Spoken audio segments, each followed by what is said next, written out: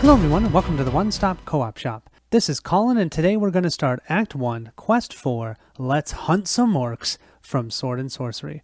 I'm so excited! At this moment when I'm recording this, I haven't even made Quest 3 live yet. Yeah, that was Quest 3 before. So hopefully if there's anything wrong on those ones, I'll find out soon, but I don't know them yet. So we're going to start here. The first thing we're going to do is we're going to jump to the Emporium. I am going to upgrade some of my equipment and then we'll start the quest. We actually didn't make a ton of money in Mission 3, but I still have enough to be able to forge all 3 of these, and that's in the Forge building. So I'm going to forge the Battle Hammer again. I'm going to forge the Longsword again, just like we saw before. And then that Scale Armor, when that was forged for free, cheatingly, sorry about that, you guys. I should have only done a weapon, not armor. At least that's how I understood that, but whatever. I did it wrong. But when we did forge the Scale Armor, I really liked it, so I'm going to do that for Icarus. I'm also going to have Thorgar, because he made a ton of money this time. He's going to buy his own set of scale armor, so that's costing him 120 coins. Ariel is going to trade in her treasure here for 25 coins. So she's going to get these 25 lovely coins, and then she's going to purchase these bandages and then give them to Thorgar, because we saw what happened last time. Thorgar needs something to get rid of body conditions. She is, though, a merchant, and she's a level 3 right now, so she can buy that at a 15% 15 coin discount. So that only cost her 10 gold. So this remaining 15 here she's going to have, plus she had 10 from the last scenario, so she has 25 gold left. Here are our 3 heroes set to go to hunt some orc. Don't forget, right at the end we got a Snow Troll Tooth for Thorgar, which is awesome, and we got an Astral Cape for Ariel, which gives her 1 magic defense as well. We also have her bounty. She has defeated 2 monsters, so she's got 2 out of the 5 she needs for this. Once they have concluded their meeting with Captain Anne and her guards after the fight against the Shadow Guild, the heroes decide to search for new clues in the Orcish territories southeast of Twin Worm. I'll show you that in a second. There is a map actually, and I'd like to show that to you. The ever-increasing number of green skins in the wilds surrounding the city and the last Orcish word uttered by Jack Crow only add to the evidence of Orcish involvement.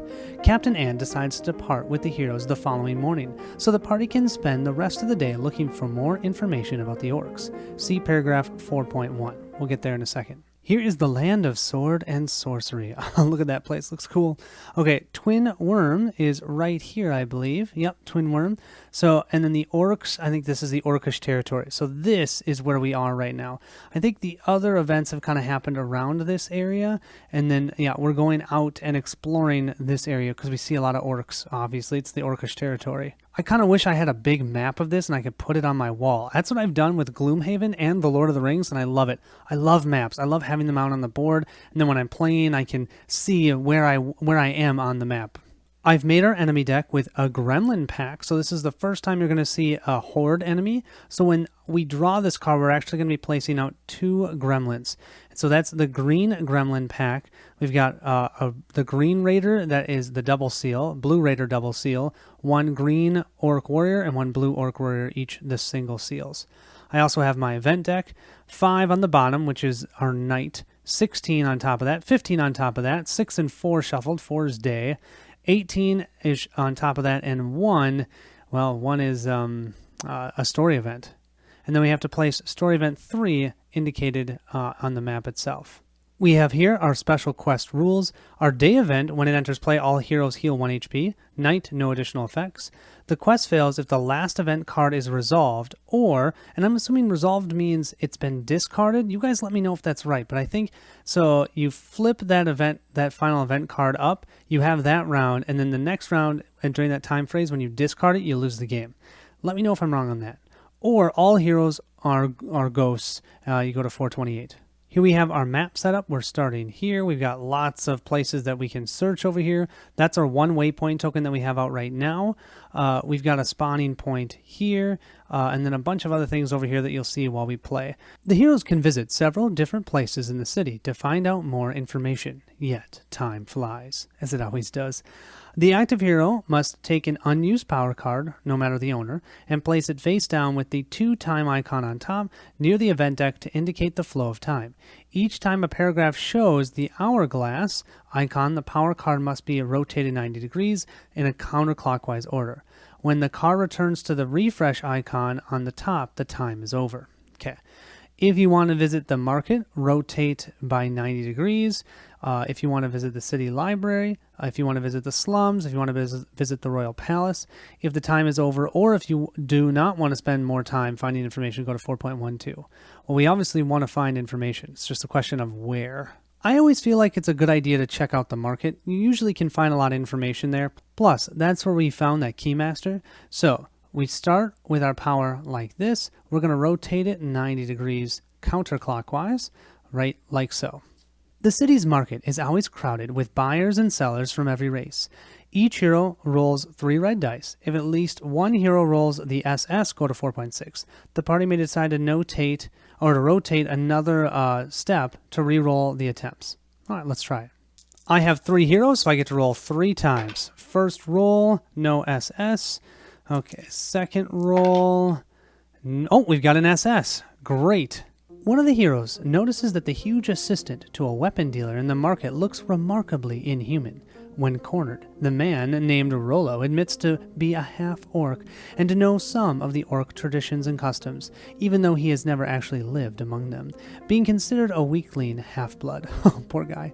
The word Lochtar is used by the Fang clan, which lives in the eastern inlands. But before going back to his work, Rollo talks again to the heroes.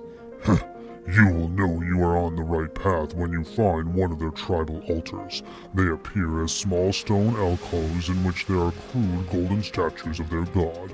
Some believe that those statues actually confer magical powers, but if you even try to touch them, you will be hated by an orc as a defiler.